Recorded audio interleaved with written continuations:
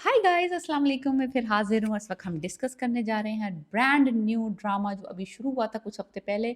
ड्रामे का नाम है हम राही। हम उसके एपिसोड 9 का टीजर डिस्कस करने वाले हैं। एलिफ की जिंदगी बड़ी बहारो बहार हो गई है।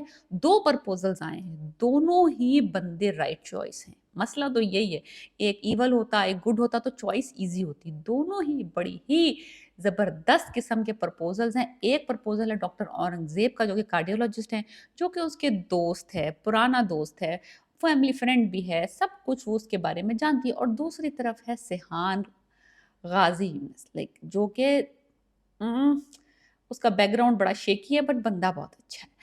और वो उसको इसका बहुत ख़्याल भी रखा है, उसकी बहुत मदद भी की है और उसके इसको अच्छा भी लग रहा है। लेकिन भाई अगर बात की जाए केस किसका स्ट्रॉन्ग है, अगर प्रोज़ एंड कॉन्स निकाले जाएँ, ग्रीन और रेड फ्लैग्स उठा लिए जाएँ, तो ज़्यादातर ग्रीन फ्लैग्स जो आ रहे हैं वो उस कार्डियोलॉजिस्ट के आ रहे हैं। यही बात का ख़तरा है कि सिहान को भी कि वो अपने फ़ादर से पूछ रहा है। फ़ादर से जिससे वो जिसको वो मुँह नहीं लगाता, जिससे वो बात नहीं करता, उससे जाके पूछ रहा है कि अगर एक लड़की के पास चॉइस हो कि वो एक कार्डियोलॉजिस्ट को व्हाइट कॉलर को पिक करे या हमारे जैसे बंदे को पिक करे, तो वो किसको पिक करेगी? लाइक इसका भी कॉन्फिडेंस शेक हो गया। अभी तक तो इसको लग रहा था स्मूथ राइड है। बंदी अच्छे-अच्छे सिग्नल्स भी दे रही है, बट बंदी जो है वो बेहोशी की हालत में, नीम बेहोशी की हालत में साथ रहने के वादे भी ले रही है। तो इसको लग रहा था देखो भई, सारा कुछ सेटिंग मामला जा रहा है, लड़की मुस्कुरा भी रही है, हँसी तो फँसी वाली सिचुएशन चल रही थी। इसने अपने आप को वलीमे तक रेडी कर लिया था। सिर्फ़ वलीमे का के सूट पिक करना था सिहान ने। वो तो हुआ कुछ यूँ कि जब ये साहब अंगूठी लेके जेब में पहुँचेंगे और वहाँ पहुँचे और वहाँ पे पता चला कि दोस्त साहब के साथ वो बड़ी कोज़ी हैं, गले-शले मिल रही हैं और उनके साथ बड़ी कहा हिस्ट्री है उस बंदी की, जो कि इसको नहीं पता थी। तो ये बड़ा शॉक में आया, इसका कॉन्फिडेंस शेक हो गया है। 2 प्रपोज़ल्स होंगे अगली एपिसोड में और पिक करने का सवाल ये है कि पिक करना ईज़ियर है एक लड़की को उस बंदे को जिसको वो बहुत अरसे से जानती है। सिहान का केस ज़रा मुश्किल है। मुश्किल देखो, मुश्किल ये है कि अगर स्टोरी में आगे अभी अगर हम देखें कि अगर राइटर लिख दे कि उसकी और सिहान मंगनी हो गई, तो फिर आगे क्या होगा? आगे क्या स्टोरी चलेगी? शादी होगी वो। तो वो वाली जो है ना थोड़ी-सी मुश्किल, थोड़ी-सी डिप जो है ना लव स्टोरी को इंटरेस्टिंग रखती है। तो ये औरंगज़ेब जो अभी आए हैं, मुझे इतना ज़हर लगा है ना असफ़र, इससे पहले कभी लगा नहीं होगा। सीन बर्बाद किया बंदे ने, अंगूठी जेब में थी, केक तैयार था कटने के लिए। Proposal is almost there, like यहाँ तक आया हुआ था, होंठ तक। इस बंदे ने आके बर्बादी डाली है। अब बंदे का हो गया कॉन्फिडेंस शेक। अब ये मालूम करना चाहता है एलिफ से, उसके घर आके पूछेगा ये बंदा था कौन? वो बताएगी कि मेरा फैमिली फ्रेंड है, मेरी मदर भी जानती थी इसे और मेरी मदर की ख्वाहिश थी कि मेरी और औ औरंगज़ेब की शादी हो। वो कहता है और तुम्हारी क्या ख्वाहिश थी? अभी वो मुँह खोलती ही है बोलने के लिए कि ये उसको शट अप करवा देता है। लाइक कहते हैं प्लीज़ मत बोलना, मेरे दिल में ताकत नहीं है। दूसरी तरफ वो जनाब बलून, फ्लावर्स लेके घुटना टेक के बैठ गए घर के बाहर कि भई मुझसे मैरी मी वाली सिचुएशन हो गई। औरंगज़ेब ने कहा इससे पहले एक सामने भी एक हैंडसम लड़का खड़ा, उसका भी थोड़ा-सा वो भी बेवकूफ़ तो नहीं है cardiologist.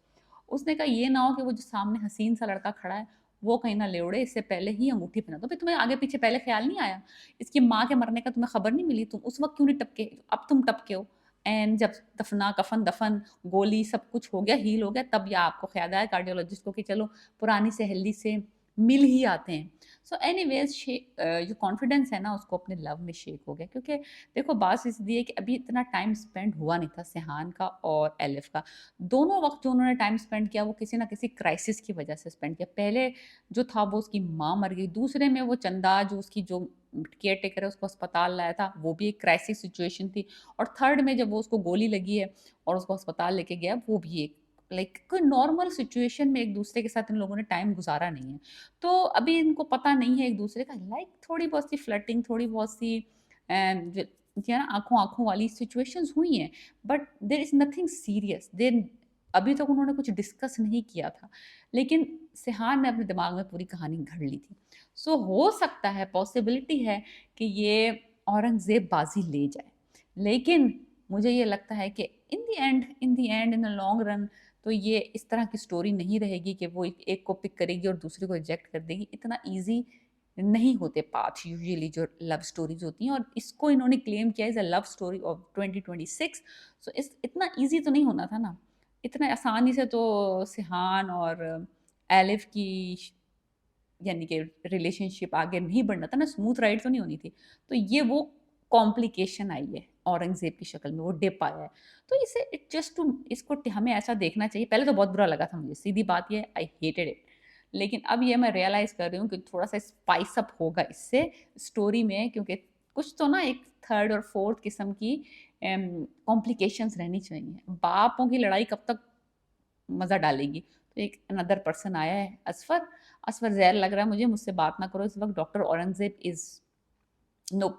So let's see what happens next week. I think 2 proposals होंगे और उसमें से एक जो है एलिफ पिक कर लेगी। अपना माइंड चेंज भी कर सकती है उसके बाद, but we will see, it's gonna be interesting twist next week. हम देखेंगे और एन्जॉय करेंगे। Let me know what you think about my predictions and subscribe my channel.